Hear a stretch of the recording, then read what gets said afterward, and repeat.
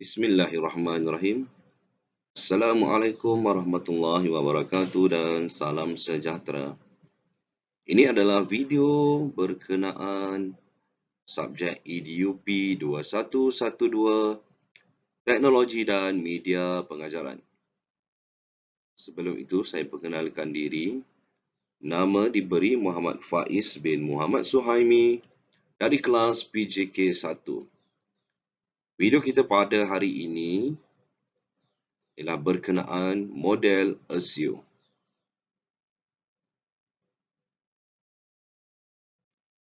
Pertama kali kita lihat kepada 6 langkah di dalam model ASIO, iaitu pecahan kepada A, S, S, U, R, E. Lihat kepada yang pertama iaitu A, Analyze Learner, iaitu menganalisis murid. Yang kedua ialah S, State Objective, menyatakan objektif pengajaran. S yang seterusnya, Select Method, iaitu memilih kaedah, media dan bahan sumber pengajaran. Seterusnya U, Utilize Media and Materials, menggunakan media dan bahan sumber. R, Require Learner Participation, iaitu memerlukan penglibatan murid yang aktif. Dan yang terakhir iaitu E, Evaluate and Revise, menilai hasil pembelajaran dan membuat penambahbaikan. Baik, kita ambil contoh analisis pelajar, iaitu pelajar tahun 4 dan 5. Sampel yang dia ambil iaitu 20 orang lelaki dan 20 orang perempuan.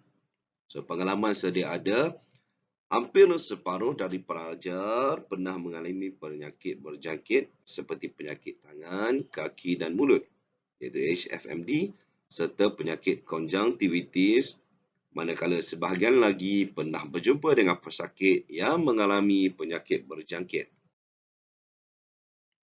5 objektif pembelajaran. Yang pertama ialah objektif perlu dinyatakan dengan jelas.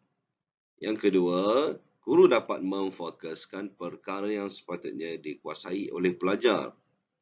Yang ketiga, setiap aktiviti pengajaran yang dirancang adalah untuk menyampaikan maklumat berdasarkan objektif pembelajaran. Yang keempat, penggunaan media dan kaedah yang tepat.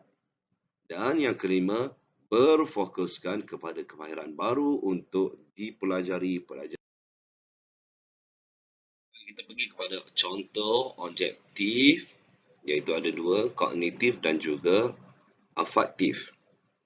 Pada akhir pengajaran dan pembelajaran melalui domain kognitif, pelajar menyatakan sekurang-kurangnya satu cara mencegah risiko penyakit berjangkit dalam kehidupan harian.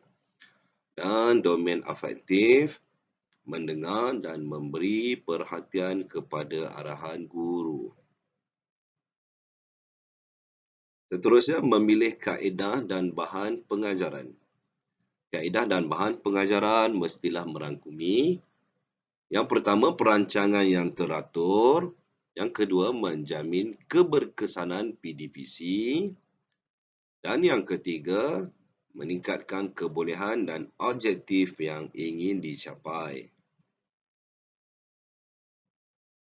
Contoh kaedah di dalam model ASIO ada 5, itu soal jawab, perbincangan, aktiviti kumpulan, bercerita dan juga berlakon.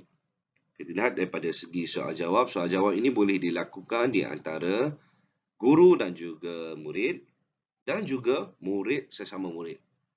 Yang kedua, perbincangan.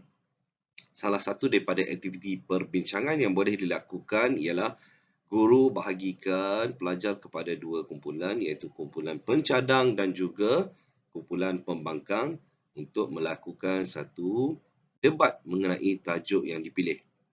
Yang ketiga, aktiviti kumpulan. Salah satu daripada aktiviti kumpulan yang boleh dilakukan ialah guru memberikan tugasan berbentuk poster yang mesti dipersembahkan dan juga dihantar dalam bentuk kumpulan. Yang keempat, bercerita. So, bercerita kadang-kadang akan memberikan lebih pemahaman kepada murid-murid itu sendiri. Dan yang terakhir ialah berlakon. So, berlakon, guru memberikan situasi yang berkaitan dengan tajuk dan murid diberikan tugasan untuk melakonkan tajuk yang telah diberikan.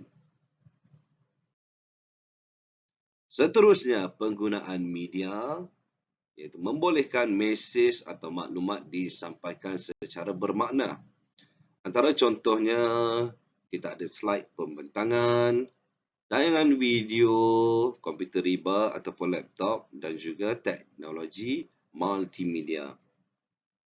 So, guru-guru bolehlah memilih video-video yang bersesuaian dan memberikan link ataupun akses kepada murid dan mereka boleh sambung pengajaran dan pembelajaran di rumah.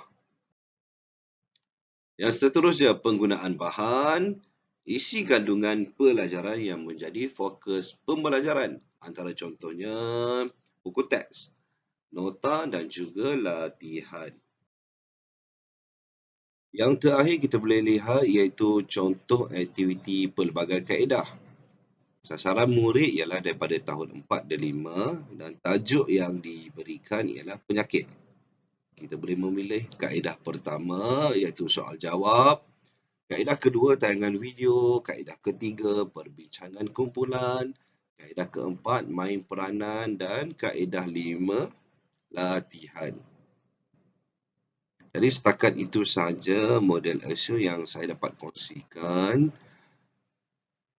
Sekian, wabillahi taufiq wa hidayah. Assalamualaikum warahmatullahi wabarakatuh.